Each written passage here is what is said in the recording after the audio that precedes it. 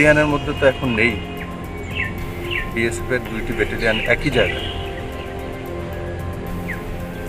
তো তার মধ্যে করোনা সংক্রমণ বড় মাত্রা পাওয়া গেছে, সেটা নিশ্চিত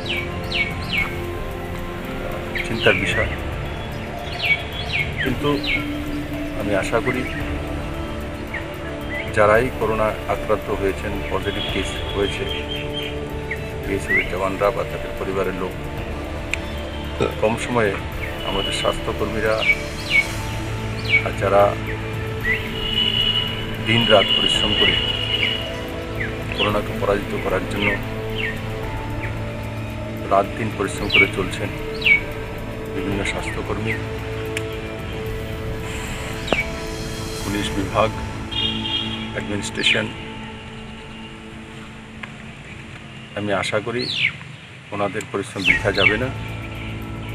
যেভাবে আমরা আগেই 2জনকে করোনামুক্ত করে তাদের স্বাভাবিক জীবনে ফিরিয়ে নিতে সক্ষম হয়েছি,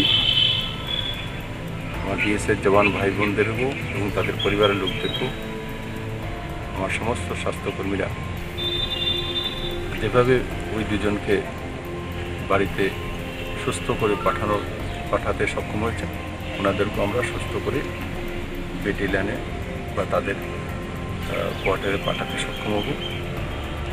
এটাই আমি ত্রিপুরা মায়ের কাছে প্রার্থনা করি এবং আমার স্বাস্থ্যকর্মীরা সেটা করতে সক্ষম হবে। सर नया कोई हॉस्पिटल को कोविड के हॉस्पिटल में कोविड-19 स्पेशल एक जोन करा হয়েছে, তার মধ্যে পর্যাপ্ত ব্যবস্থা রয়েছে, কিন্তু তারপরও আরও কী কী ব্যবস্থা করা যেতে পারে সেটা নিয়ে রাজ্য সরকার আলোচনা করছে স্বাস্থ্য বিভাগের সঙ্গে।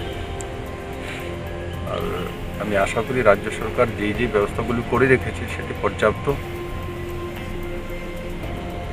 আর তার সঙ্গে যা যা প্রয়োজনীয় আরও কিছু লাগবে, কেন্দ্রীয় স্বাস্থ্যমন্ত্রী এবং স্বরাষ্ট্রমন্ত্রীর সঙ্গে আমি কথা বলেছি। কেন্দ্র সরকার সমস্ত সহযোগিতা করার জন্য প্রস্তুত রয়েছে এবং সহযোগিতা করছে।